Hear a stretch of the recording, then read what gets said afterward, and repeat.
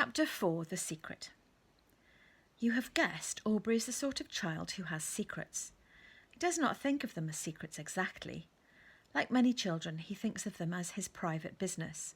Secrets are like baby dragons. They're fine as long as they are happy, playful little creatures. I have access to some chocolate that no one knows about. And not so fine if they grow into smouldering beasts. I accidentally killed next door's rabbit during catapult practice. Private business is quite different. Everyone has a right to that.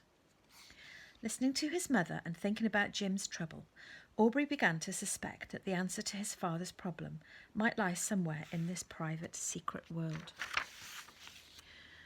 We are therefore about to enter the treasury of Aubrey's private life. We are not going to poke around in there, of course, but we are going to be allowed into one or two secrets, the one or two which made all the difference to this story. So, here we go. Aubrey had secret adventures in Rushing Wood at night. He called it night venturing. Sometimes when the moon was high and full, when glades of silver beams glowed between the tree trunks, and sometimes when the moon struggled to see through flying clouds and the wood rustled and the wind dashed through the sky in a hurry to get home. Sometimes, on certain nights, after Suzanne had kissed him and Jim had read him a story and turned off the light, Aubrey went night venturing. His body lay warm under the covers, but in his mind he got up and pushed the window open ever so quietly and clambered out. There was an old iron drain pipe next to his window, which was very easy to climb. When he went on these adventures, Aubrey could even feel the cold smoothness of the pipe in his palms, and his toes finding grip in the rough stone wall as he lowered himself down to the ground. Up to the top of the garden he went, damp leaves beneath his feet, and over the fence and into Rushing Wood. Rushing Wood, was there ever such a place at night? The wood was ghostly silver. The wood was a hush of whispers. The wood had shadows which brushed your legs like cats, and secrets as deep as caves. The wood was tangled with all the wisdom of its ancient trees, and alive with a million creatures. It was a night city of mice and bugs and owls and voles.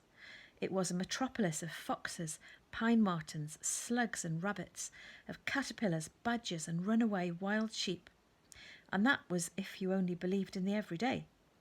If you thought all of life begins with breakfast and ends with a snore every day, everywhere for all time, Aubrey did not believe that for a minute. You did not have to have much imagination, he thought, to feel that there were great stags in the wood too, noble deer whose ancestors had faced down the hunting dogs of kings. And if there were stags, there were certainly boar, with tusks so sharp they could shred armour and gore giants. And if there were boar, there must be little boar piglets with pelts like striped pyjamas. He encountered such creatures on his night ventures, when he sent himself out in his imagination from deep within the snuggled comfort of his bed. Aubrey sometimes fell asleep playing catch-fish with the otters in the brook, or wrestling with pine martens, and pine martens loved to play fight as much as Aubrey did. As he fell into sleep, within sleep he travelled in dreams within dreams to the enchanted mountains, where wolves glide under giant fir trees and bears teach their cubs to toboggan by the light of the stars. And never in any of his deepest dreams, never in any wish or fantasy, did Aubrey think he would have to venture out into the waiting, listening darkness of the night when he was wide awake in reality.